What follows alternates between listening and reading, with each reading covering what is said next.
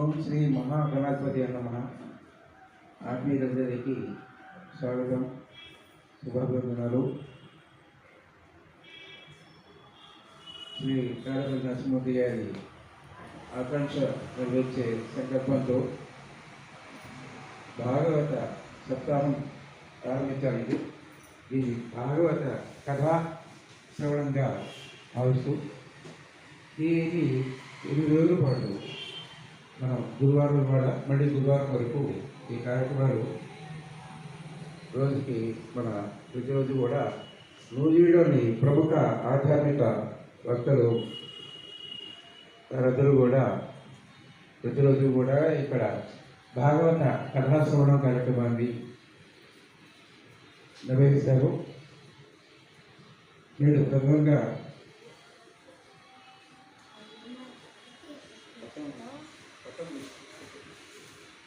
పోతన వారి చిత్రపటాన్ని ఆవిష్కరించగా శ్రీ రామకృష్ణ శర్మ గారు, దప్పారావు గారు అందరూ భక్తులు అందరూ దయచేసి ఆత్మీయులందరూ కూడా వచ్చేసి పోతన వారి చిత్రపటాన్ని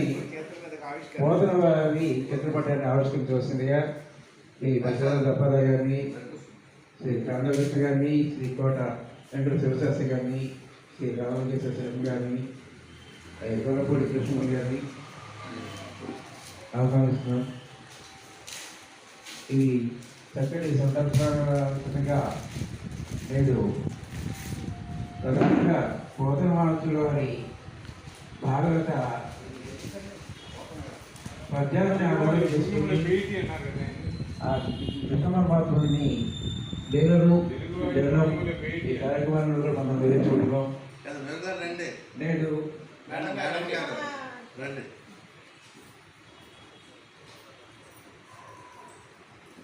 భాగవత కథా శ్రవణం కార్యక్రమాల్లో ప్రారంభంగా నేడు భాగవతం శ్రీకృష్ణ జననం అంశమైన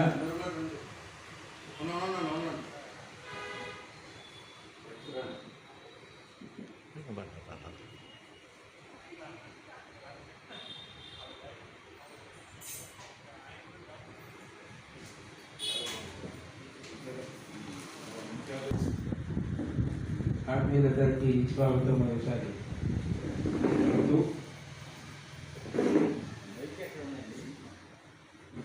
స్వాగతం కృష్ణ,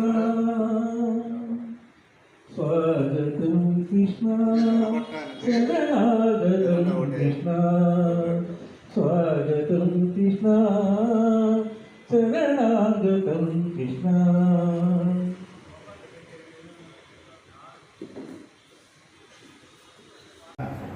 ఈ కార్యక్రమానికి మూలకారకులైనటువంటి వారు పరమ భాగవతోత్తములు తాడేపల్లి నరసింహమూర్తి గారిని స్మరించుకుంటూ ఈ కార్యక్రమాన్ని ప్రారంభించుకున్నాం. అందులో మొట్టమొదటగా మనం ఈరోజు భాగవత కథాశ్రవణ కార్యక్రమంలో స్పృశించేటటువంటి ప్రయత్నం చేద్దాం. అందులో మొట్టమొదటగా భాగవతం అంటే ఏమిటి, భాగవతంలో ఏముంటుంది, ఇక రెండోది భాగవతం యొక్క ఆవిర్భావం ఏ విధంగా జరిగింది, 3 ఆంధ్ర భాషలో పోతనామాత్యుల వారు రచించినటువంటి కథా సంవిధానం ఏ విధంగా ఉన్నది, 4 భాగవతం యొక్క వైశిష్టం ఏమిటి అనేటటువంటి 4 విషయాలు స్పృశించేటటువంటి ప్రయత్నం చేసుకుందాం. అందులో మొట్టమొదటగా మన పూర్వాచార్యులు పరమేశ్వరాంశ సంభూతులైనటువంటి వారు జగద్గురువులైనటువంటి ఆదిశంకరాచార్య స్వామి వారు ఒక మాట అంటారు, నరత్వం దుర్లభం లోకే. కాలాంతరంలో వచ్చిన విశిష్టాద్వైత సాంప్రదాయ ప్రవర్తకులు భగవద్ రామానుజాచార్య స్వామి వారు కూడా జంతువుల నరజన్మ దుర్లభం అన్నట్లయితే ప్రధానంగా ఈ జీవుడు ఉండేది 3 లోకాలు. 1 భూలోకము, 2 స్వర్గలోకము, 3 నరకలోకం. భూలోకంలో తాను చేసుకున్నటువంటి పుణ్యము వలన స్వర్గలోకంలో సుఖాలను అనుభవిస్తూ ఉంటాడు. తాను చేసుకున్నటువంటి పాపం వలన నరకంలో కష్టాలను అనుభవిస్తూ ఉంటాడు. అంటే తాను సుఖపడాలన్నా కష్టపడాలన్నా ఏది చేయాలన్నా అతను చేయగలిగింది భూలోకంలోనే. స్వర్గలోకంలో ఉండేటటువంటి దేవతలు కూడా పుణ్యఫలం వలన వారు అధిక సుఖాలను అనుభవిస్తున్నటువంటి వారే ఎప్పుడైతే ఆ పుణ్యఫలం తరిగిపోతుందో క్షీణే పుణ్యే మధ్యలోకే విశంతి అంటుంది భాగవతం. మరలా భూలోకానికే వచ్చేస్తారు. అంటే నరకం నుంచి కానీ భూలోకం నుంచి కానీ స్వర్గలోకం నుండి కానీ మరలా భూలోకానికే రావాల్సి ఉన్నది. కానీ జీవుని యొక్క అంతిమ లక్ష్యమైనటువంటిది మోక్షం. ఆ మోక్షము అంటే పునర్జన్మ రాహిత్యమే మోక్షం. ఆ మోక్షాన్ని పొందాలంటే స్వర్గలోకం నుంచి కానీ నరకలోకం నుంచి కానీ పొందలేదు, కేవలం భూలోకం నుంచి మాత్రమే పొందగలరు. కాబట్టి అలాంటి శ్రేష్టమైనటువంటి మోక్షాన్ని పొందడానికి అత్యంత విలువైనటువంటి జన్మ ఈ భూలోకంలో మాత్రమే ఉన్నది. అది కూడా మానవ జన్మే. మిగిలినటువంటి జీవులన్నీ కూడా కర్మబద్ధులైనటువంటివి. మానవుల కంటే కూడా భిన్నుడైనటువంటి వాడు. 84 లక్షల జీవరాశుల్లో అత్యంత శ్రేష్ఠుడైనటువంటి వాడు మానవుడుగా చెప్తున్నారు. నరత్వం దుర్లభంలోకి అంటే మానవ జన్మ చాలా దుర్లభమైనది. ఎన్నో కోట్ల జన్మలు మనం క్రిమికీటకాదులుగా పశువులుగా జన్మించిన తరువాత అప్పుడు చేసుకున్న పుణ్యఫలం వల్ల మనకి మానవ జన్మ లభించింది. మరి ఈ మానవ జన్మ సార్థక్యం పొందాలి అంటే మోక్ష ప్రాప్తే కలగాలి. అలా కాకుండా ఈ జన్మ గనక వృధా అయినట్లయితే మరలా 1,000,000 జన్మల వరకు ఇలాంటి మానవ జన్మ మనకి లభించదు. ఎందుకని అంటే మోక్షాన్ని పొందాలి అంటే నిష్కామ కర్మయోగంతో అనేక పుణ్యకార్యాలు చేయవలసి ఉంటుంది. ఒక బడి కట్టాలన్నా, ఒక యజ్ఞం చేయాలన్నా, ఒక యాగం చేయడానికి సంబంధించినటువంటి దాన్ని భాగవతం. అసలు భగవంతుడు ఎవరో చెప్తుంది. ఐశ్వర్యస్య సమగ్రస్య ధర్మస్య యశస్శ్రియ జ్ఞాన వైరాగ్యయోషణాం భగ ఇది ఇతీరితః. 6 గుణాలకి భగము అని పేరు. ఈ 6 గుణాలు ఎవరి యందైతే ఉంటాయో వాళ్ళని భగవంతుడు అంటారు. ఏమిటా 6 గుణములు అంటే ఐశ్వర్యస్య సకల సంపదలు కలిగినటువంటి వాడు, ఎల్లవేళలా ఎప్పుడూ సకల ఐశ్వర్య సంపదలు, అఖిలాండ కోటి బ్రహ్మాండ నాయకుడు, 14 లోకాల్లో ఉన్నటువంటి సంపదలన్నీ కూడా ఆయన సొత్తే. అలాంటి ఐశ్వర్యము కలిగినటువంటి వాడు. ఐశ్వర్యస్య సమగ్రస్య ధర్మస్య యశస్శ్రియ అన్నాడు. ధర్మము విస్తారమైనటువంటి ధర్మం కలిగిన వాడు. ఆ ధర్మ సంరక్షణ కోసం ఎలాంటి అవతారాన్నైనా ఎత్తడానికి సిద్ధంగా ఉండేటటువంటి మహాపురుషుడైనటువంటి వాడు.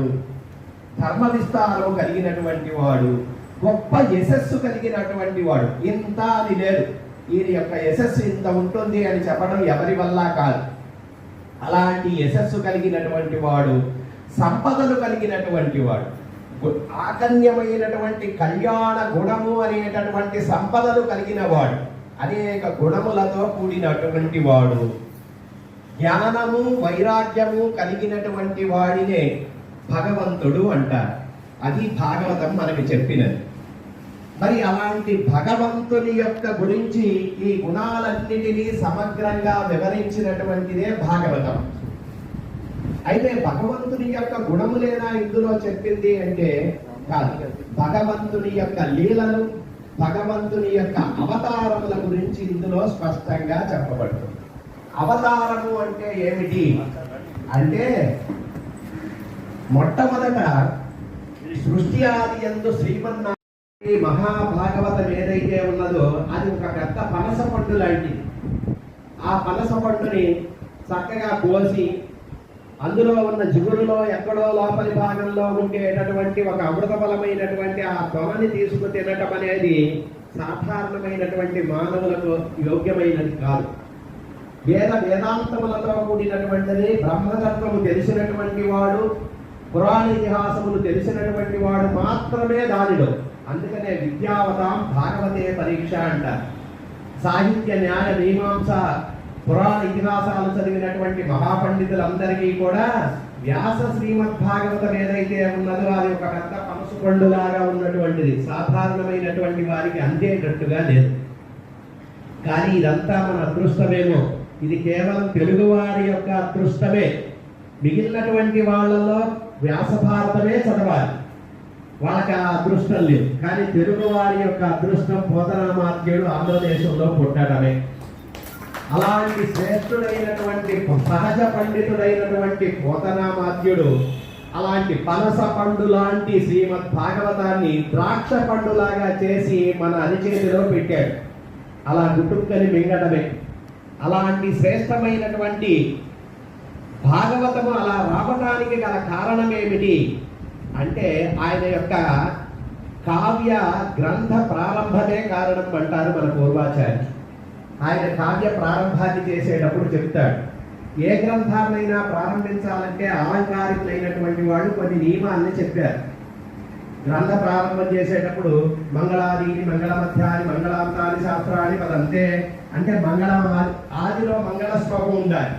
ఈ మంగళ శ్లోకంలో అసలు ఈ కావ్యం చదవడం వల్ల ప్రయోజనం ఏంటో చెప్పాలి, తర్వాత వచ్చేటటువంటి ఇతివృత్తాలు ఏంటో చెప్పాలి, దీనికి ఎవడు సాధ్యమైనటువంటి వాడో ఎవరికి యోగ్యత ఉందో ఇవన్నీ చెప్పాలి. చెబితేనే గ్రంథ ప్రారంభం. వీటన్నిటినీ పులికి పుచ్చుకున్నట్టుగా ఎంతో అద్భుతంగా చెప్తాడు పోతనామాత్యుడు. ఆయన మొట్టమొదట భాగవతాన్ని ప్రారంభిస్తూనే శ్రీకైవల్య పదంబు చేరుటకునై చింతించదం లోక రక్షైకారంభకు భక్త పాలన కళా సంరంభకు దానవోద్రేక స్తంభకు కేలిలోల సద్దుర్జాల సంభూత నానా కంజాత భవాండ కుంభకున్ మహానందాంగనాడింపకున్ అంటాడు. అయ్యా నేను మహానందాంగనాడింపకుడైనటువంటి యశోదాదేవి ముద్దుబిడ్డ అయినటువంటి ఆ శ్రీకృష్ణుడిని తలస్తున్నానయ్యా అని ప్రార్థన చేసేసాడు. చేసి ఎందుకు చేస్తున్నావయ్యా, నీకేంటి పని? శ్రీకైవల్య పదంబు చేరుటై ప్రతి జీవి యొక్క అంతిమ లక్ష్యమైనటువంటి మోక్షాన్ని పొందడానికి నేను ఈ గ్రంథాన్ని రాస్తున్నాను. కాబట్టి మోక్షార్థులైనటువంటి వాళ్ళు ఎవరైతే ఉంటారో వాళ్ళందరూ కూడా ఈ గ్రంథాన్ని చదవడానికి అర్హులైనటువంటి వాడు. ఇందులో ఏముంటుందయ్యా అంటే చెప్తున్నాడు, శ్రీకైవల్య పదంబు చేరుటై చింతించడం లోక రక్షైకారంభకు ఈ 14 లోకాలని ఎప్పుడైనా ఎక్కడైనా ఎవరైనా రక్షించగలిగినటువంటి వాడు ఒకడు ఉన్నాడయ్యా. ఆ పరమాత్మ యొక్క లీలలు ఇందులో కనపడతాయి అన్నాడు. లోక రక్షైకారంభకు భక్త పాలన కళా సంరంభకుల్ భక్తులను పాలించడం అనేటటువంటి లక్షణం ఆయన దగ్గరే నేర్చుకోవాలి మనం. అలాంటి కథలన్నీ ఇందులో ఉంటాయి రాబోయేటటువంటి దాంట్లో అంటాడు.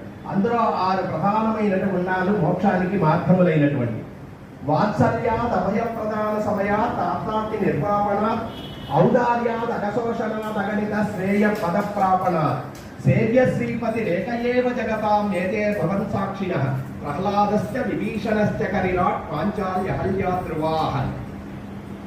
అయ్యా శ్రీమన్నారాయణ యొక్క లీలలు ఎలా ఉంటాయంటే ఆయన 6 గుణాలను చూపిస్తాడట.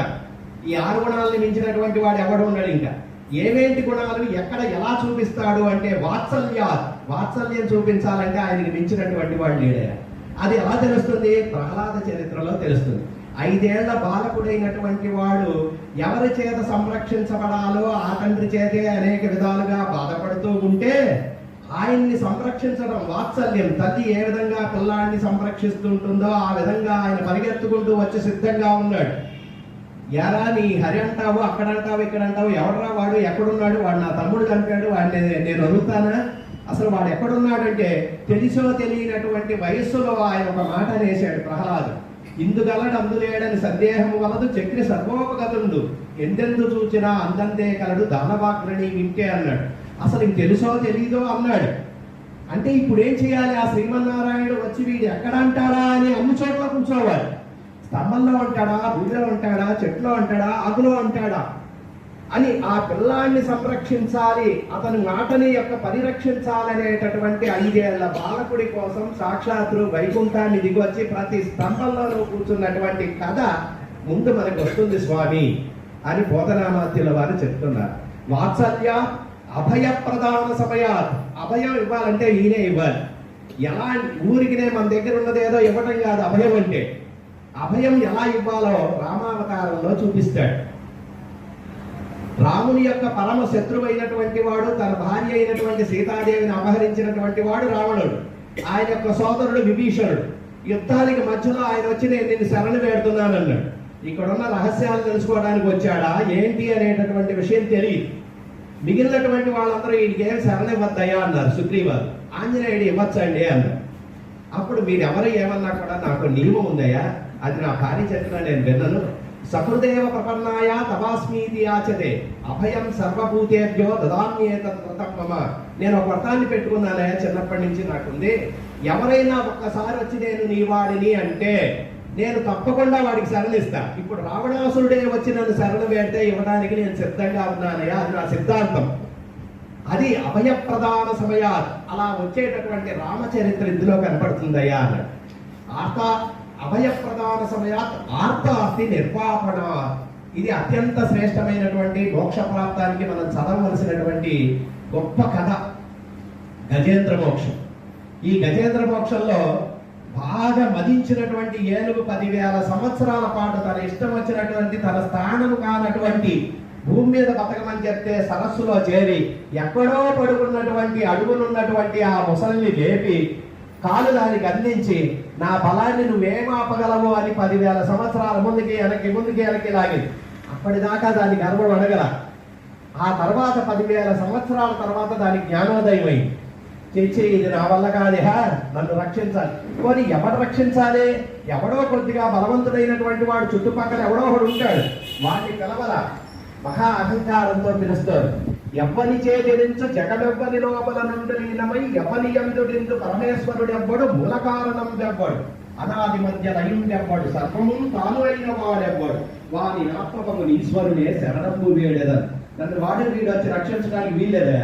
అసలు నాకు ఈ జన్మించింది ఎవడు, నాకు ఈ స్థితిని కలిగించింది ఎవడు, అసలు వాడిని అక్కడ పెట్టింది ఎవడు, నా కాళ్ళు పట్టుకోమని చెప్పింది ఎవడు, వాడు రావాలి నా దగ్గరికి, వాడే వచ్చి నన్ను రక్షించాలి. మిగిలిన దేవతలందరూ వచ్చారు, చూస్తున్నారు. నువ్వు అడిగిన లక్షణాలు మా దగ్గర ఒకటే లేవయా, నేనేం రక్షించలేదు నిన్ను, ఒక తాడేసి పైకి రావుదామన్నా కూడా నువ్వు అలాంటివి ఏమి అడగలేదు మమ్మల్ని అని చూస్తూ ఉండిపోయారు. కానీ మరి ఆత్మల యొక్క ఆర్తనాదాన్ని విన్నాడు. ఈయన ఎక్కడున్నాడయ్యా వింటానికి? ఆమె పక్కనే ఉన్నాడా?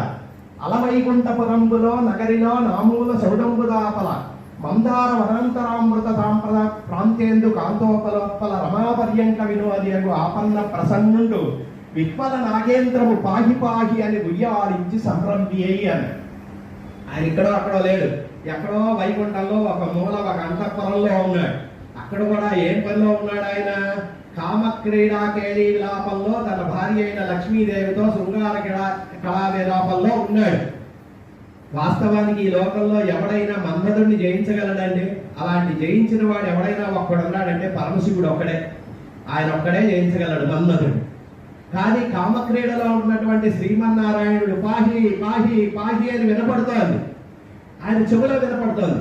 పోనీ ఏ శంఖాన్నో చక్రాన్నో గదనో కౌమాదికనో ఎవరినో ఒకరిని పంపిస్తామాయా అంటే ఆయన కోరినటువంటి కోరికలేంటి? ఎవరిని జనించు జగమెవ్వని లోపల అంటున్నాడు. నువ్వే రావాలయా, ఎవడో వాడు వీడు వద్దు, నాకు నువ్వే రమ్మంటున్నాడు. ఇక ఏం చేయాలో తెలియదు. ఆర్తుడైనటువంటి వాడిని రక్షించాలంటే మరి ఎలాగా అని అక్కడి నుంచి బయలుదేరి వచ్చేసాడు. ఆ వచ్చేటప్పుడు ఎలా వచ్చాడయ్యా అని వర్ణిస్తాడు పోతనామాత్యుల వారు. సిరికించప్పడు శంఖచక్ర యుగమును చేదోయి బంధింపడు, ఏ పరివారంబును చీరడు అప్రగవతిం మన్నింపడు, ఆకర్ణికాంతరదంబిల్లంజొక్కనత్తుడు వివాద ప్రోత్తిత శ్రీకుచో పరిచయలాంచరమైన వీడడు గజ ప్రాణామోత్సాహి. ఇది ఆర్తత్రాణ పరాయణుడు. ఆర్తత్రాణ పరాయణ స భగవాన్ నారాయణో తేగతి. ఇవాళ కాదులయ్యా రేపురా ఎల్లుండ్రా నాకు పనిలో ఉన్నాను అని అల్లా. ఎంతో కామాన్ని కూడా జయించడం కష్టమైనటువంటి స్థితిలో ఉన్నటువంటి శ్రీమన్నారాయణుడు తన భార్య అయినటువంటి లక్ష్మీదేవి యొక్క చీర కొంగు పట్టుకొని రోడ్లు పడ్డాడు. సాధారణంగా శ్రీమన్నారాయణుడు వైకుంఠం నుంచి రావాలి అంటే ముందు లక్ష్మీదేవికి చెప్పాలి. ఆ లక్ష్మీదేవి విశ్వక్షేణుడికి చెప్తుంది, ఆయన సైన్యాధ్యక్షుడు. ఆయన వెళ్ళి గరుత్మంతుడికి చెప్తాడు. ఈ విషయాన్ని గ్రహిస్తున్న శంఖము చక్రము గదా కౌమోదకము వాళ్ళు వచ్చి వాళ్ళు అలంకరిస్తారు. అప్పుడు గరుత్మంతుడు రెడీగా ఉన్నాడని విశ్వక్షేణుడు వచ్చి చెబితే సైన్యాధ్యక్షుడు ఆ విశ్వక్షేణుడు ఒక రౌండ్ చూసి వస్తాడు. ఈయన ఎక్కడికి వెళ్దాం అనుకున్నాడు. మన బ్రహ్మోత్సవాల్లో ముందు విశ్వక్షేణుడిది అందరికంటే గొప్ప కోరిక అయితే మాత్రం నాకు ఏంటి, నేను ఒక పెద్ద పురాణం రాయాలని అనుకుంటున్నాను. కాబట్టి ఆ పురాణాన్ని రాయించేటటువంటి బాధ్యత నీదే. నువ్వే నా నాలుక పైన విలయతాండవం చేసి నాకు ఈ కోరికను తీర్చేటటువంటి విధంగా నువ్వే చూడాలి తల్లి అని ఆవిడికి చెప్తూ ఒక్కసారి ఆవిడ ధ్యానిస్తే ఆ శారదాదేవి యొక్క స్వరూపం ఆయనకి కనపడింది. ఆ స్వరూపాన్ని అంతటినీ చూస్తూ ఈ లోకంలో ఉన్నటువంటి తెల్లటి వస్తువులు ఏవైతే ఉన్నాయో అవన్నిటిని కలిపి నిరంతరం ప్రార్థించేటటువంటి శ్లోకరాజంగా తీర్చిదిద్దుతాడు. శారద నిరదేందు గణసార పటీర మరాళ మల్లికాహార తుషారవేణ రజతాజలకాశ పణీశ కుందమందార సుధామయోధి సిత తామరస అమరవాహిని సుఖాకారత మతిగానగ నెన్నడు కల్లు భారతీ అని ఈ లోకంలో ఉండేటటువంటి తెలుపుని అంతా కూడా శరత్కాలంలో ఉండేటటువంటి మేఘం వలె తెల్లనైనటువంటి దానవు, పౌర్ణమి నాటి చంద్రుని వలె తెల్లటి అయినటువంటి దానవు, వెండి కొండ వలె తెల్లనైనటువంటి దానవు, మల్లెపువ్వు వలె తెల్లనైనటువంటి దానవు, మంచు వలె తెల్లనైనటువంటి దానవు, పాలనురుగు వలె తెల్లనైనటువంటి దానవు, ఇలా ఏ తెలుపు కనపడిందో అన్ని అందులోనే ఉన్నాయి. అలాంటి దానవమ్మ నాకు ఈ వరాన్ని ప్రసాదించు అన్నాడు. అక్కడికి కాకుండా అమ్మల గన్నయమ్మ, ఊరమ్మల పూలపటమ్మ, చాలా పెద్దమ్మ, సురారులమ్మ, కడుపాలని వచ్చిన అమ్మ, వెలుపులో నమ్ముల మనమ్ముల నుండి అమ్మ, దుర్గామాయమ్మ, కృపాబ్ది ఇచ్చుత మహత్వ కవిత్వ పటుత్వ సంపదలు. చివరికి వీళ్ళందరినీ అడిగి ఆ దుర్గాదేవి కూడా ప్రార్థించాడు. అమ్మలగన్న అమ్మవమ్మ, నా కవిత్వం రాదు, నువ్వే నాకు ఆ కవిత్వాన్ని, పటుత్వాన్ని, మహత్వాన్ని అన్నిటినీ ఇవ్వాలి అనగానే దుర్గాదేవి ఇచ్చినటువంటి సహజ పాండిత్యం చేత ఆయన ఈ పోతనామాత్యుడి ఈ గ్రంథాన్నంతటినీ రచించడం జరిగింది. ఈయనలో ఉన్న ఒక గొప్ప విశేషం ఏమిటయ్యా అంటే, మన పూర్వీకులందరూ కూడా నడియాడేటటువంటిది నడయాలి చెప్పేటటువంటి విషయం ఏమిటంటే అంటే ఈ విధంగా అని ఇష్టదేవతలను చింతించి దినకర కుమార ప్రముఖులను దలంచి ప్రథమ కవితా విరచన విద్యావిలాసాతిరేగి వాల్మీకి నుడియించి హయగ్రీవ ధనుచ కర పరిమిళిత నిగమ నివహ విభాగ నిర్ణయ నిపుణతా సముల్లాసులకు వ్యాసులకు మొక్కి శ్రీ మహాభాగవత కళాసుధారస ప్రయోగికి సుఖయోగికి నమస్కరించి మృదు మధుర వచన వర్గ పల్లవిత స్థాణులకు బాణులకు ప్రణమిల్లి కతిపయ శ్లోక సంవాదిత సూరు మయూరుని అభినందించి మహాకావ్య కరణ కళావిలాసం కాళిదాసు కొనియాడి కవి బదల కమల రవిం బాలవిం పొగడి విదలితారు మావు వినుదించి ఆంధ్ర గౌరవ జన మనోహారి నన్నయ సూరిం గైవారంభు చేసి హరిహర చరణారవింద వందనాభిలాషిం దిగ్గమనీషిం భూషించి భక్తి విశేషిత ప్రబంధ పరమేశ్వరుండగు ప్రబంధ పరమేశ్వరుని ప్రణుదించి మరియు మదీయ పూర్వ కవిజన సంభావనము గావించి వర్తమాన కవులకన్ ప్రియంపు పలికి భావి కవుల బహూకరించి మదీయ పూర్వజన్మ సంఫలిత ఫలంపున సజ్జనానుమతంపున అప్రంకష నప్ర శుభ్ర నముత్తంగ గంగయకు గంగకుంజని కుంకుడిలి వెడలి పరమేశ్వర ధ్యానంబు చేయుచుండ కించిద్ ఉన్మూలిచ నేత్రుండనై ఉన్న ఎడల మెరుగు చెంగటనున్న మేఘంబు కైవడి నుబిత చెంగటనుండ నొప్పువాడు చంద్రమండల సుధా సారంభు కోలిక ముఖమున చిరునవ్వు మలచువాడు వల్లీయుత తమాల వసుమతీజము భంగి పలవిల్లు మూపున పరుగువాడు ఘనకిరీటము తల కలుగువాడు పుండరీక యుగము పోలు కన్నులవాడు వెడదు ఎనయువాడు విపుల భద్ర మూర్తివాడు రాజ ముఖ్యుడొక్కరుడు నా కన్నుగలకు నిద్ర కనబడియే అంటాడు. ఇక్కడ పోతనామాత్యులు దైవతాస్తుతియే కాకుండా తన పూర్వీకులైనటువంటి వాళ్ళందరినీ పొగుడుతాడు. తరువాత తన వర్తమాన కాలంలో ఉండేటటువంటి వాళ్ళందరికీ కూడా నమస్కారాలు తెలియజేసినటువంటి వాడై, అయ్యా సజ్జనానుమతంపున నేను గంగానది ఒడ్డుకి వెళ్ళి చక్కగా కూర్చొని పరమేశ్వరుని ధ్యానిస్తున్నా. అప్పుడు నాకు కల్లో ఒక ఆయన కనపడ్డాడు. నేనేమో పూజించేది పరమేశ్వరుని, నా కల్లో కనిపించినటువంటి వాడు శ్రీరామచంద్రుడు. మేఘము పక్కనున్నటువంటి మెరుపు అనే సీతారామచంద్రుడు ఇద్దరు కూడా నాకు దర్శనం కల్పించారు. మెరుగు చెంగటనున్న మేఘంపు కైవడి నుబిత చెంగటనుండ నొప్పువాడు చంద్రమండల సుధా సారంపు కోరిక ముఖమున చిరునవ్వు మలచువాడు పౌర్ణమి నాటి చంద్రుని యొక్క వెన్నెల వలె అలా నవ్వుతూ ఉన్నటువంటి వాడు. ఆయనకి కోదండం అనేటటువంటిది ఆయన యొక్క హృదయాన్ని కప్పి ఉన్నది. అది ఎలా ఉందయ్యా అంటే ఒక కల్పవృక్షానికి పట్టినటువంటి తోమలపాకు వృక్షమా అన్నట్లుగా అలా కలిగి ఉన్నది. ఆయన విధంగా ఉంటే నీలగిరి కొండపై అస్తమిస్తున్నటువంటి సూర్యుడి వలె ఉన్నట్లుగా ఈయన యొక్క శరీరము నీలకాంతితో ఉంటే పైన కిరీటము మాత్రము ప్రకాశమానంగా ఉన్నది. అలాంటి పుండరీకముతో పద్మము రేఖముల వంటి కన్నులు కలిగినటువంటి ఆ మహాపురుషుడు నాకు కళ్ళకు కనిపించాడు అని చెప్తున్నాడు. ఈయనేమో పరమేశ్వరుని ధ్యానించాడు, వచ్చిందేమో రామచంద్రుడు, రాయమన్నదేమో కృష్ణుడి మీద కథ. అయ్యా నువ్వు భాగవతం రచించు, నాకు సమర్పించు అన్నాడు. అందుకు ఆనందించినటువంటి వాడే. అంటే హరిహరాద్వైతాన్ని ప్రతిపాదించాలనేటటువంటి సంకల్పంతో హరిహరుడు కృష్ణుడు అందరూ సమానులైనటువంటి భావమే. కేవలము వీళ్ళయందే కాదు, ఈ జీవులన్నిటి యొక్క ఆత్మస్వరూపాన్ని తెలిసిన వాడు చేసేటటువంటి పనిగా ఆయన ఈ కథనంతటినీ ఇక్కడ ప్రారంభిస్తూ ఉన్నాడు. ఆ విధముగా చెప్పినటువంటి వాడై ఈ కథనంతటినీ కూడా నేను రాస్తున్నాను అని. అయ్యా నువ్వు రాయిస్తున్నావు అంటే చెప్తాడు. భాగవతము తెలుసు పలుకుట చిత్రంబు సూలికైన తమ్మి చూలికైన విభుత జనుల వల్ల విన్నంత కన్నంత తెలియవచ్చనంత తేట పరుతూ అన్నాడు. అయ్యా భాగవతం చెప్పడం అనేది ఎవరికైనా కష్టమే. ఎందుకని భగవంతుడి యొక్క లీలలు మనం ఈ మన్వంతరంలో ఈ కలియుగంలో ఇప్పుడు జరిగేవి చెప్పగలం, ఇంతకు ముందు జరిగేవి చెప్పగలం. కానీ వచ్చేటటువంటి దాంట్లో ఇంకెన్ని లీలలు ఉంటాయో ఆ భగవంతుడివి ఎవరు చెప్పగలడు? కాబట్టి అనంతమైన కళ్యాణ గుణములు కలిగినటువంటి ఆ పరమాత్మకి ఇంత అని చెప్పడం అసత్యం అవుతుంది కదా. అయినప్పటికీ కూడా నేను బ్రహ్మకి శివుడికి కూడా కష్టమైనటువంటిదే మొత్తం చెప్పాలంటే, మరి అలాంటప్పుడు అలాంటి సాధారణమైనటువంటి వాళ్ళు నేను కొంత విన్నంత కన్నంత చెప్తా. అప్పటికి ఉన్నటువంటి కాలానికి 15వ శతాబ్దం నాటికి 2 అత్యద్భుతమైనటువంటి గ్రంథ వ్యాఖ్యానాలు ఉన్నాయి భాగవతానికి. శ్రీధరీయం అనేటటువంటిది అద్వైత వేదాంతం ప్రకారం శ్రీధరీయం అత్యద్భుతమైనటువంటి గ్రంథరాజు. దాన్ని ఆధారంగా చేసుకునే రాస్తారు. అదే విధంగా విశిష్టాద్వైత సాంప్రదాయంలో చంద్రిక అనేటటువంటి ఒక వ్యాఖ్యానం ఉన్నది. ఈ రెండింటిని చదివి రాశాడు కాబట్టే ఇక అన్యనాద్వైతము అనేటటువంటిది రాయగలిగాడని మన పండితులందరి యొక్క అభిప్రాయం. అందుకని అద్భుతమైనటువంటి గ్రంథాన్ని నేను రాస్తాను. పలికెటిది భాగవతమట, పలికించు ముకుందు రామభద్రుండట, నే పలికిన పవహరమగునట, పలికద వేరుండుగాక పలుపగలేలా అన్నాడు. అయ్యా పరమే ఆ శ్రీరామచంద్రమూర్తి నన్ను పలకమన్నాడు, నేను పలుకుతాను. వేరే గ్రంథం రాయాల్సిన అవసరం ఏముంది? రాసేది రాయించేది ఆయన అయినప్పుడు నాకేం కలుగుతుంది అంటే మోక్షం కలుగుతుంది అన్నాడు. చివరిగా ఒక అద్భుతమైన శ్లోకాన్ని చెప్తాడు.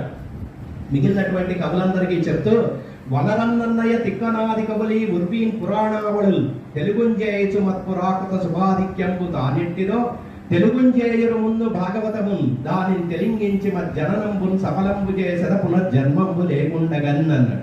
ఇంతమంది ఇన్నిసార్లు కీర్తించినప్పటికీ కూడా ఆయన తృప్తి చెందక వ్యాసుని వలె అయ్యా నేను ముందుండేటటువంటి వాళ్ళకి మరలా కృతజ్ఞతలు చెప్తున్నాను అన్నాడు.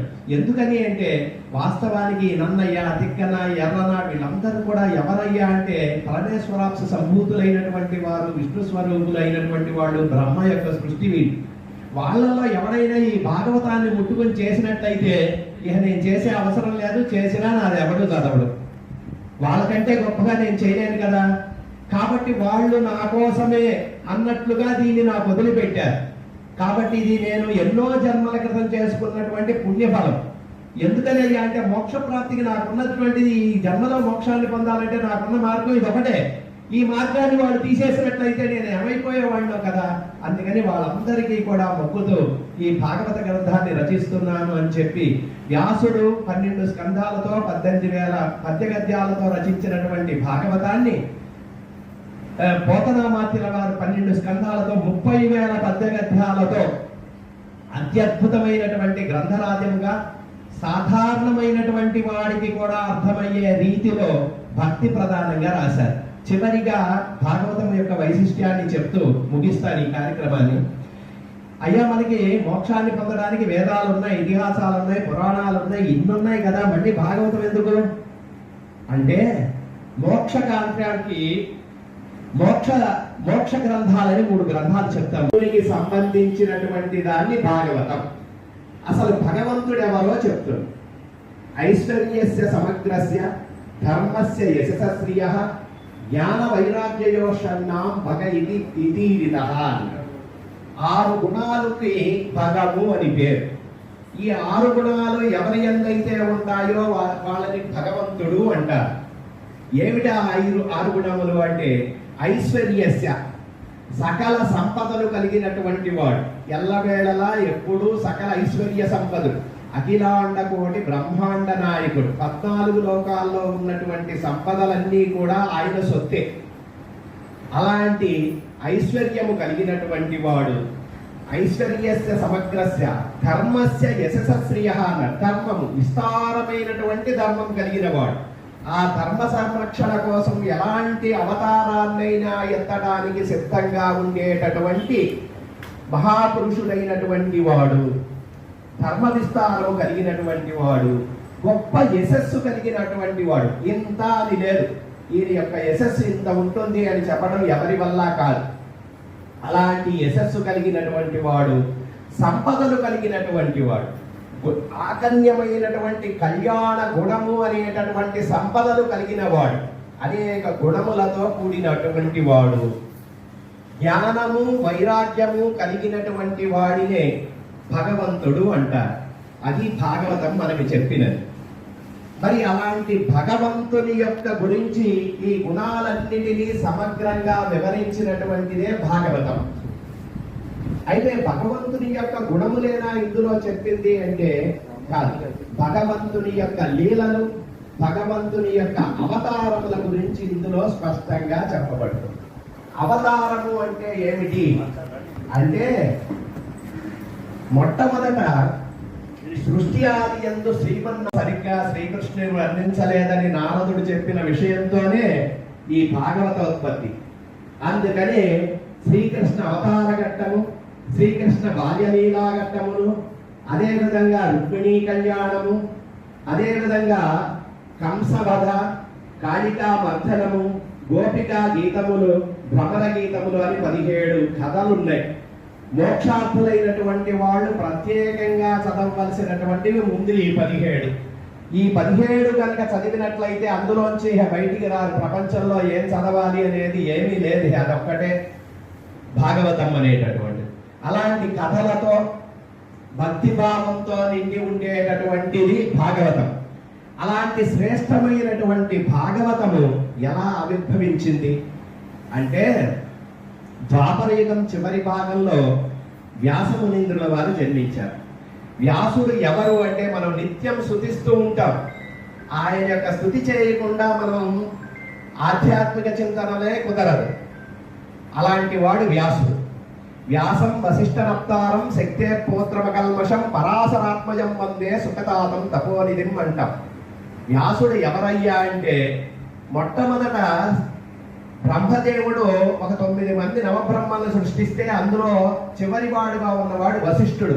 అంటే బ్రహ్మదేవుడి యొక్క మానసపుత్రుడుగా కీర్తిస్తారు ఆయన. ఆ వశిష్ఠుడి యొక్క కుమారుడే శక్తి, శక్తి యొక్క కుమారుడే పరాశరుడు, ఆ పరాశరుడి యొక్క కుమారుడే వ్యాసుడు, ఆ పరాశరుడి సత్యవతికి జన్మించినటువంటి వాడే వ్యాసుడు, ఆ వ్యాసుని యొక్క కుమారుడే సుఖ మహర్షి. అలాంటి ఉత్తమమైన వంశంలో జన్మించి బ్రహ్మజ్ఞానం కలిగినటువంటి వ్యాసమునీంద్రుల వారు చేయనటువంటి కర్మలేనే లేదు. అందుకే ఆయన్ని సాధారణమైనటువంటి మానవుడిగా కీర్తించదు ఆధ్యాత్మిక ప్రపంచం. వ్యాసాయ విష్ణు రూపాయ వ్యాస రూపాయ విష్ణవే నమో వై బ్రహ్మనిదయే వాసిష్ఠాయ నమో నమః. వ్యాసుడంటే ఎవరో కాదండి, విష్ణువే. విష్ణువు అంటే వ్యాసుడు, వ్యాసుడు అంటే విష్ణువు, వీళ్ళిద్దరికీ అభేదం. అలాంటి ఎందుకని ఆయన్ని అలా అన్నారు అంటే, ఆయన పుట్టిన తరువాత బదరికాశ్రమంలో సరస్వతీ నది ఒడ్డున నివసిస్తూ ఉన్నాడు. అప్పుడు రాబోయేటటువంటి కలియుగం గురించి దివ్య దృష్టితో చూస్తున్నాడు. కలియుగం ఎలా ఉండబోతుందా, కలిపురుషుడు ప్రవేశిస్తే ద్వాపర యుగంలో ఉన్నాడు ఆయన. రాబోయే కలియుగాన్ని గురించి తెలుసుకుని చాలా దిగులు పడుతూ ఉంటాడు. ఎలా ఉంటుందయ్యా అంటే కలియుగం, నిస్సారా పృథివీ నిరోషధీ లతా నీచాహ మహత్వం గతా రాజానః అర్థపరాయణః కపటినః విప్రాః అకర్మస్థితాః భార్యాభర్తరి బద్ధవైర నిరతాః పుత్రాః పితృద్వేషిణః ఇత్యేవం సముపస్థితే కలియుగే ధర్మో వనాంతం గతాః. అది ఆయన చెప్పినటువంటి ఏంటిడా నిస్సారా పృథివీ. ఇంకా మనం కలియుగం మొదటి 5,000లోనే ఉన్నాం. కలియుగానికి 4,32,000 సంవత్సరాలు ఉన్నాయి. 3 పాదాలు దాటిన తర్వాత ఉండేటటువంటి భయంకరమైనటువంటి పరిస్థితి అన్నమాట. నిస్సారా పృథివీ. ఒక విత్తనాన్ని భూమిలో వేస్తే 1000 విత్తనాలుగా ఇచ్చేటటువంటిది భూమి యొక్క లక్షణం. గంధవతి పృథివీ అంటారు. అలాంటి భూమి సారాన్ని కోల్పోతుంది, ఎలాంటి పంటలు ఉండవు. నిస్సారా పృథివీ నిరోషధీలత. ఏ కాలాలలో ఏ ప్రకృతిలో వచ్చే మార్పుల వల్ల శరీరానికి కలిగేటటువంటి రోగాలను పోగొట్టడానికి ఉన్నవే ఔషధాలు. ఆయా కాలాల్లో అవి ఉదయిస్తూ ఉంటాయి. అలాంటి ఔషధాలు ఔషధ గుణాన్ని పోగొట్టుకుంటాయి. అందరూ రోగ పీడితులై ఉంటారు. విరోషణీలత నీచాహ మహత్వంగత, దుర్గుణాలు కలిగినటువంటి ప్రతివాడు కూడా నిరంతరం కీర్తించబడుతూ ఉంటాడు. ఉన్నత పదవులన్నీ కూడా అలంకరిస్తూ ఉంటాడు. నిరోషణీలత నీచాహ మహత్వంగత రాజానః అర్థపరాయణ, రాజులందరూ కూడా నిరంతరం తాను డబ్బు సంపాదించాలనేటటువంటి కోరికతో ఉంటూ ఉంటారు. కపటినః విప్రాహ, పౌరోహిత్యము చేసి పురాన్ని అభివృద్ధి చేయవలసి మంచి మార్గంలో పెట్టవలసినటువంటి పురోహితులందరూ కూడా నటిస్తూ ఉంటారు. సంధ్యావందనాది కార్యక్రమాలు, అగ్నిహోత్రాది కార్యక్రమాలకు దూరమైనటువంటి వాళ్ళ బ్రాహ్మణత్వాన్ని నటిస్తూ ఉంటారు. అకర్మస్థిత భార్యాభర్తని బద్ధమైన నిరత, ఇక శత్రువులు అనే వాళ్ళు ఎవరున్నారంటే భార్యకి భర్త, భర్తకి భార్య, వీళ్ళిద్దరే పరమ శత్రువులు. భార్యాభర్తని బద్ధమైన నిరత పుత్రాహ పితృద్వేషిణ, పుత్రుడు తండ్రిని ద్వేషిస్తూ ఉంటాడు. భార్యకి వేరే సంతానం, భర్తకి వేరే సంతానం, వీళ్ళిద్దరికి కలిపి కొంతమంది సంతానం. ఈ సంతానాల వల్ల ఎవరెవరు ఏ సంతానాలో తెలియక, ఎవరెవరు ఏ తండ్రికి పుట్టిన వారో తెలియక ఒకరి మీద ఒకరు, తండ్రికి నిజమైనటువంటి శత్రువు ఎవరయ్యా అంటే పుత్రుడే. పుత్రాహ పితృద్వేషిణ ఇత్యేవం సముపస్థితే కలియుగే ధర్మో వనాంతంగత, ధర్మానికి 4 పాదాలు కృతయుగంలో, త్రేతాయుగంలో 3 పాదాలు, ద్వాపర యుగంలో 2 పాదాలు, కలియుగంలో 1 పాదం. ఆ పాదాలతో కలియుగంలో ఒక్క పాదంతోనే పుట్టుకుంటూ నడుస్తుంది. చివరికి ఆ ఒక్క పాదం కూడా పోతుంది. ఈ 4 పాదాల్లో తపస్సు, దానము, తపస్సు, మొట్టమొదటిది తపస్సు, మూడవది దానము, 4వది సత్యము, 4 పాదాలు. ఈ 4 పాదాలలో 3 పాదాలు లేనటువంటిదే ధర్మదేవత సంచరిస్తూ ఉంటుంది. ఈ 4 పాదాలు పోవటం వల్ల కలియుగము చాలా బాధపడుతూ ఉంటుంది కదా. మరి కలియుగంలో ఉండేటటువంటి మానవులు ఎన్నో జన్మల పుణ్యఫలం వలన మానవ జన్మని పొందారు. మరి వాళ్ళ జీవితం వృధా అయిపోతుందే అని ఆలోచించాడు. మరి వారు ఎలా వారి జీవితాన్ని సార్థక్యం చేసుకోవాలనేటటువంటి సంకల్పంతో ఆయన ఏం చేశాడు అంటే, కలియుగంలో ఉండేటటువంటి మానవులు అల్పాయుష్కులైనటువంటి వాళ్ళు 100 సంవత్సరాల్లోపే జీవిస్తారు. అల్ప సంతోషులైనటువంటి వారు, అల్పజ్ఞులైనటువంటి వారు. కాబట్టి వీరికి ముక్తి అనేటటువంటిది చాలా సులభోపాయంగా ఉండాలి అనే ఉద్దేశంతో 7 కోట్ల మంత్రాలతో కూడినటువంటి వేదాన్ని 4 భాగాలుగా విభజించాడు. ఋగ్వేదం, యజుర్వేదం, సామవేదం, అథర్వణ వేదం. ఈ 4 వేదాల్ని ప్రచారం చేయడం కోసం భూలోకంలోనికి పంపించాడు. పైలుడు, జైమిని, వైశంపాయనుడు, సుమంతుడు అనేటటువంటి 4 శిష్యుల్ని పిలిచి వారికి ఈ వేదాల్ని బోధించమని చెప్పాడు.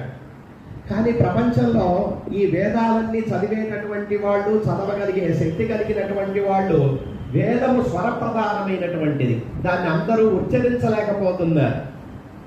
ఆ కారణం చేత అయ్యో నేను చేసినటువంటి వేద విభజన వలన అందరికీ ప్రయోజనం కలగట్లేదు, కొంతమంది మాత్రమే ఇందులో ముక్తిని పొందుతున్నారు, కాబట్టి వీళ్ళకి ఇంకో మార్గం చూడాలి అనుకున్నాడు సంతృప్తి చెందక. అప్పుడు ఆ వేదంలో ఉండేటటువంటి జ్ఞానాన్ని అంతటినీ కూడా కథారూపంలో చెప్పాలనే సంకల్పంతో పురాణాలు రాయటం మొదలెట్టాడు. మధ్య, మార్కండేయ, భాగవత, భవిష్య, బ్రహ్మ, బ్రహ్మాండ, బ్రహ్మవైవత్వ, వరాహ, వామన, వాయు, విష్ణు, అగ్ని, నారద, స్కంద, లింగ, గరుడ, పూర్వ, పద్మపురాణాన్ని 18 పురాణాలు. అయితే ఇందులో భాగవతం తప్ప మిగిలిన 17 పురాణాలు రాసేశాడు. అయినా ఆయనకు తృప్తి కలల. అయ్యో ఇన్ని పురాణాలని నేను చెప్పాను, ఈ పురాణాలన్నీ కూడా రోమహర్షుడు అనేటటువంటి ఒక మహర్షిని పిలిచి అతనికి బోధించాడు. ఈయన ఎంతమందికి అని చెప్పగలడు, ఎంతమంది వింటారు, ఎంతమంది జ్ఞానాన్ని పొందుతారు, ఎంతమంది ముక్తులవుతారు అని సందేహం కలిగింది. ఇలా కాదని నవరసభరితమైనటువంటి ఒక గ్రంథం రచించాలని మహాభారతం అనేటటువంటి ఒక పెద్ద ఉద్గ్రంథాన్ని రచించాడు. కానీ అది చాలా విస్తారమైపోయింది. 18 పర్వాలు.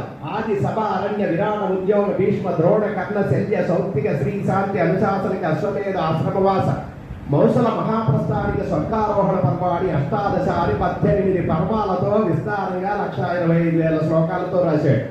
కానీ నవరసభరితమైనటువంటి అప్పటికి కూడా ఆయనకి సంతృప్తి చెందల. అయ్యో ఇంత విస్తారమైన గ్రంథాన్ని రాశాను, ఇందులో ఎంతమంది మాత్రం పొందగలుగుతారు అనుకున్నాడు. ఇంకా తక్కువగా రాయాలని అప్పుడు బ్రహ్మతత్వాన్ని నిరూపించాలనే సంకల్పంతో బ్రహ్మసూత్రాలు అనేటటువంటివి 545 సూత్రాల్లో రాశాడు. అక్కడికి కూడా తృప్తి చెందనటువంటి వాడే బాధపడుతూ ఆ సరస్వతీ నది ఒడ్డునే కూర్చుని ఆశ్రమంలో దిగాలుగా ఉన్నాడు. ఆ సందర్భంలో అక్కడికి నారద మహర్షి వచ్చాడు. నారదుడు అంటే బ్రహ్మ మానసపుత్రుడైనటువంటి వాడు. నారం దదాతీతి నారద, జ్ఞానాన్ని ప్రసాదించేటటువంటి వాడే, మోక్షానికి కావాల్సిన జ్ఞానాన్ని ప్రసాదించేటటువంటి వాడు నారదుడు. ప్రహ్లాదుడికి గాని, ధ్రువుడికి గాని, వ్యాసుడికి గాని వీక్షిస్తున్నారు. ఈ కార్యక్రమాన్ని కూడా శరీరంచ గుణాలంచ పరంతరం శరీరం క్షణత్వం శ్రీ కల్పంత స్థాయిలో కూడా శరీరం అశాశ్వతం, అశాశ్వత శరీరం శాశ్వత కీర్తి సంపాదించినటువంటి నరసింహమూర్తి గారు ధన్యులు, గుంజులు, ఉదాన్యులు ఒకటి. అట్లాగే పిల్లలు తల్లిదండ్రుల యొక్క ఆస్తికి వారసులు అవుతారు, కానీ తల్లిదండ్రుల ఆశయానికి వారసులైనటువంటి రాము గారు చిన్న బిడ్డ. నేను రైస్కు ఇక్కడ గ్రంథాల దగ్గర మొత్తం పోటీలు పెట్టి ఆయన వ్యాపారం ఫస్ట్ వచ్చాను. వాళ్ళ నాన్నగారు వచ్చి చెప్పారు, సంతోషపడ్డారు. బ్రహ్మాలు పెట్టారు నరసింహమూర్తి గారు. ఆ బిడ్డ ఇటువంటి వారసత్వం మొదలు చాలా సంతోషం. మాకందరికి పండగ ఉంది అందరూ కూడా ఆధ్యాత్మికతలకి మేము చెప్తానికి అది వింటానికి వచ్చాం. కాబట్టి చివరిగా వారికి ఆశీర్వదిస్తూ ఒక పద్యాన్ని అయితే నేను ఆస్కరిని కాబట్టి శ్రీనిధులంబున ధరించు మహాత్ముడు శారదం సదా తాని ముఖముపై నిలుపు దైవము పర్వత రాజపుత్రి స్వామే నమకిదు శంకరు మున్ముల కన్నకటాఖ్య చల్లగా దూతుత నల్లవే